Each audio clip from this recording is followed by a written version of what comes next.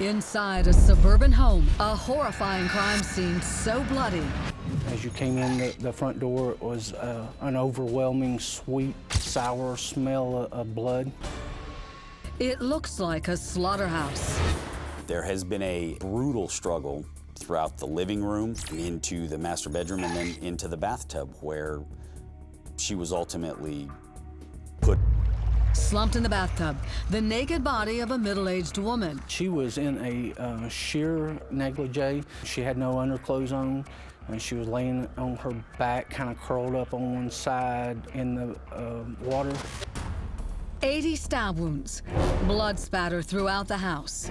Overturned chairs, broken vases, all with blood on them. Her teenage twin daughters distraught after finding their dead mother after school. These two girls had just witnessed something I could not comprehend. Cops are baffled.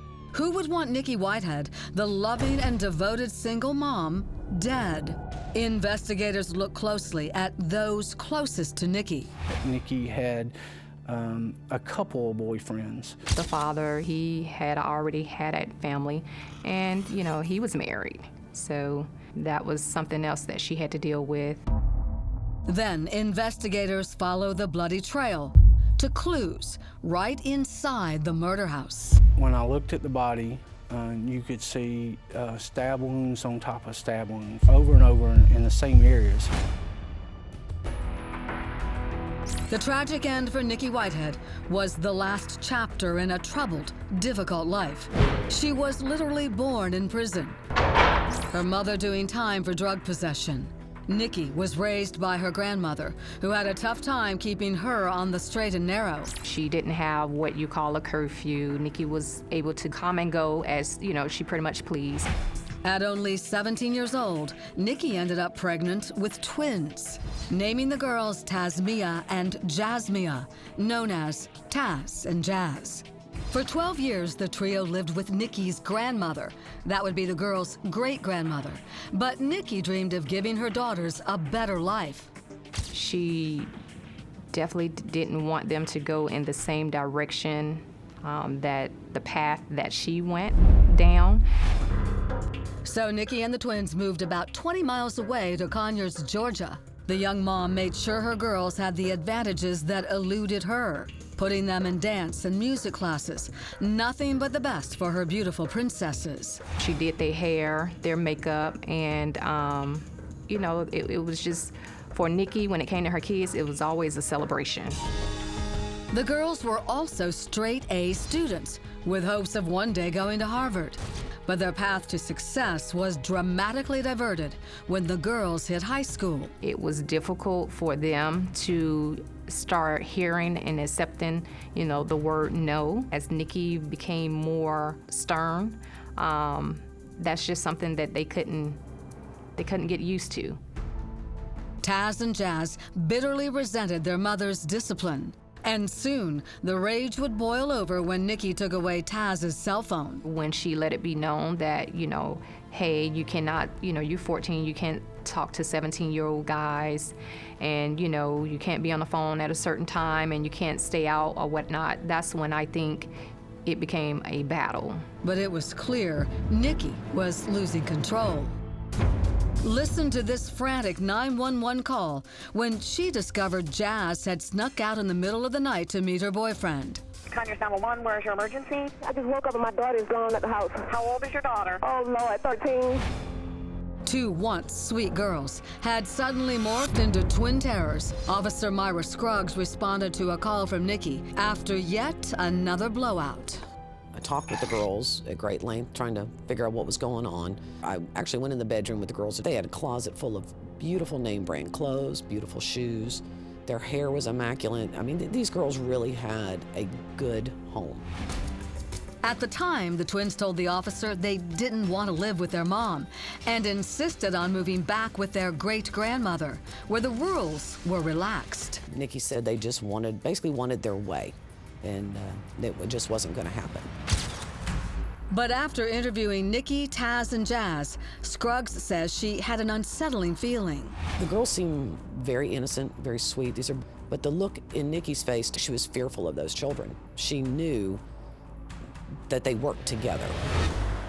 After a few hours, everything appeared to have calmed down. The girls were just ready to, okay, we're just gonna go to our rooms and we're gonna go to bed, and maybe we'll just call, their great-grandmother tomorrow and we can go see her. And they left it like it was all okay.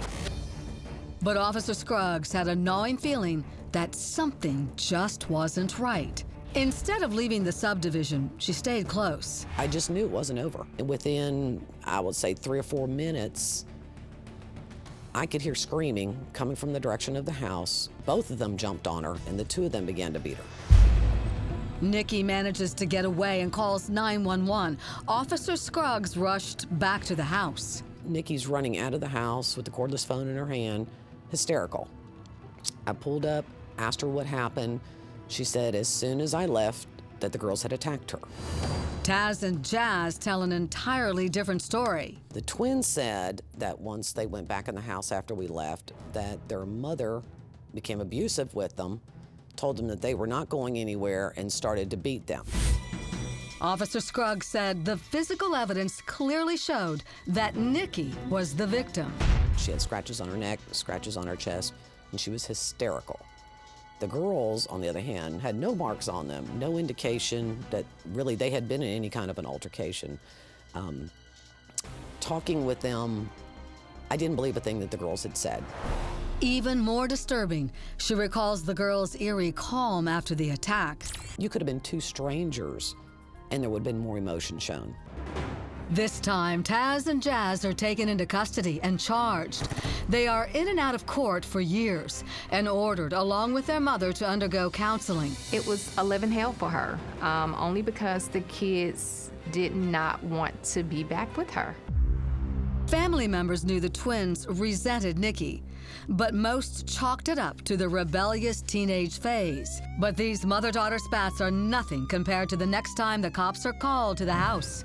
The girls are in an absolute panic. As I was pulling out to get to the gate, the young lady stopped me saying someone had killed her mother. It was late in the day, just after school, when Taz and Jazz returned home only to find their mother lying dead in a blood-soaked bathtub. And a swirl of questions. Who could have done such a horrendous act? You walked in and what happened? To the kitchen, and I seen the blood all in there on the floor. And I went in there and I seen her. Coming up, the terrified twins look for comfort.